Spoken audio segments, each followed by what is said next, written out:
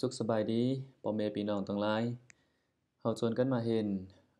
อักขระดิกโตไต้ธรรมพร้อมกันเนาะอันนี้หน้าตาป๊อบเนาะ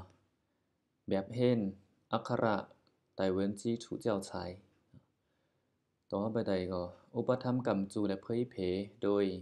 วัดป่าเจ้มหาราชฐานอาณาจักรไต้12ปันนาโรงเรียนพาปริยัติธรรมอาณาจักรไต้12ปันนาสมาคมวัฒนธรรมไต้12ปันนา西双版纳总佛寺西双版纳佛学院西双版纳傣族文化协会编辑注印เนาะต่อมาจบกันเปิดมาหน้าที่หนึ่งหน้าที่หนึ่งเนาะชวนกันมาเห็นพยัญชนะภาษาไต้42ตัวเนาะพยัญชนะก็กำหอเขาฮ้องว่าฝูยินเนาะฝูยิน42ตัวเนาะค่อยอ่านจ้อมเนาะกะคะกาคาคางาจะชะจาซาชายาตะทะดะทานาตะทะตา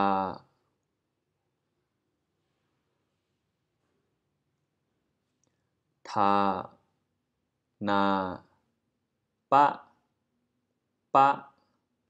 พะฟะปาฟาพามายา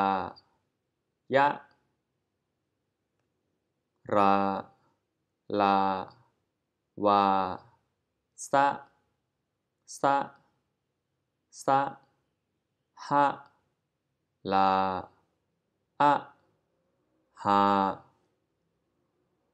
ต่อมาชวนกันมาเห็น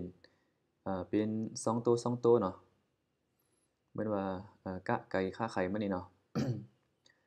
กะไก่คะไข่กากุลขาคำขาสังขะงางูจะจานชะเฉียมจาจางซาซาชาชานยาอุญญาณตะกุติทะเศรษฐีดะดอยทาวุธินาเนนตะเต๋าทะทุงตาตุงทาทัดนานกปะบานปะปาพะผึ่งพะฟะฟ้าปาปับฟาฟานพาพิกมายายักยะหยูรารถลาลิงวาโวสะอากาศสะโตดสะเสือหะหอยละนาฬิกาอะอึงหาฮือเปิ้นสร้างกะไก่คะไข่ขึ้นมาก็เพื่อว่าไข่มันนั้นแบ่งแจงโตพยัญชนะมันเนาะ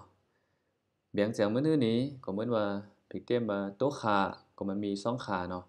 แล้วถึงเราเตรียมมันก็ขาตัวใดก็ขาสังขาขาคามาอีเนาะเปิ้นจึงที่แบ่งแจงเหมือนว่าโตนาก็มันมีนานกแล้วก็นาเณรเนาะอันนาเณรแล้วก็นานกนาโตใดก็นาเณรอันนี้นานกก็มันก็จึงที่แจงเนาะยังมีหลายโตอยู่เนาะเหมือนว่าสะก็สะ3โตเนาะสะอากาศสะตดสะเสือก็เป็นสะตัวใดก็เฮาจึงที่ฮู้แจ้งเนาะแล้วอันนี้เทื่อหนึ่งเทื่อสองก็คืออันสันติสันเบิ่งนะมันแต้มเหมือนกันเนาะเหมือนว่ากาไก่ขาไข่เหมือนกันอยู่เหมือนว่ากากุนนี่ก็สันติสันเบิ่งเพิ่นจะแต้มว่ากากำนี่เนาะเพราะว่าที่จริงก็เพิ่นใครจื้อแต่ตัวกานี่ก่อนนะเพราะกุนตัวนี้คือนั้นในเชียงตุงเชียงใหม่เพิ่นใช้ว่าคุณเนาะเอาขาตัวนี้มาใส่ อันนั้นสันติเสมอกับว่ากากำก็ว่าเนาะอันนี้ก็เข้าใจไปก่อนตัวอันชาแชมเนี่ยเซนเบิร์ก็เตรียมว่าชาฉลากเนาะมันจริงตัวก็ชาฉลากก็มีนะแล้วก็ซาตัวนี้ก็เซนเบิร์ก็เตรียมห้องว่าซาซองเนาะแล้วก็ยาอุ่นยานเซนเบิร์ห้องว่ายายัดยาตัวยาตินะเนาะเหมือนว่าทะเศรษฐีนะเซนเบิร์ห้องว่าทะทานลักทานแล้วก็ทาวุฒิเซนเบิร์ก็ห้องว่าทาทุเนาะแล้วก็เหมือนว่าตาต้านเซนตีก็ฮ้องว่าตาตุ้งเด้เซนตีก็ฮ้องว่าตาต้านเนาะอันนี้ก็ควรเข้าใจทาทัดเซนเบิ่งก็ฮ้องว่าทาถ้ำเนาะ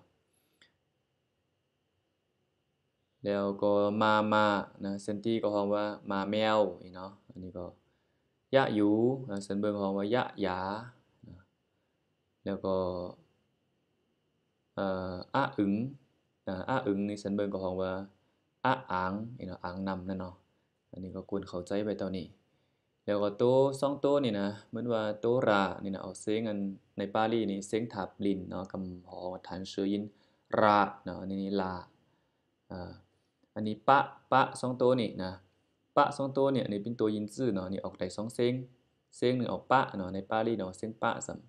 เหมือนว่าปารามีเนาะออกเสียงว่าปะแล้วก็cái này เตรียมเป็นตัวไต้เหมือนว่าบานนี่ก็เนาะเสียงบะเนาะบานดอกโบนี่เป็นกับเสียงไต้เนาะเสียงบะเดี๋ยวก็ได้ออกเสียงในปาลีเนาะออกเสียงปะเนาะตัวรานี่ก็เหมือนกันนะอยู่ในปาลีนี่ส่วนหลายก็ออกเสียงราเสียงๆเนาะเดี๋ยวขึ้นมาเตรียมเป็นอันตัวไต้กำไต้เข้ามาก็เป็นตัวหาก็เป็นไปได้เนาะเหมือนว่าเมืองไฮเจียงฮงเนาะหาฮงหาไฮเนี่ยเป็นตัวหาไปเนาะอันนี้ก็ควรเข้าใจไว้ตอนนี้ดังนั้นหน้าที่หนึ่งพยัญชนะเนาะตัวอัน42ตัวนี่ก็เฮงไว้เท่านี้เนาะก็ค่อยปึดต้องหลายรอบแล้วก็ค่อยอ่านจ้อมก็มันก็จะเป็นจำได้อ่าเนียนดีเนาะดังนั้นก็ปอดนี้ก็ขออัดเสียงไว้ตอนนี้ข้อยขอสวัสดีข้อย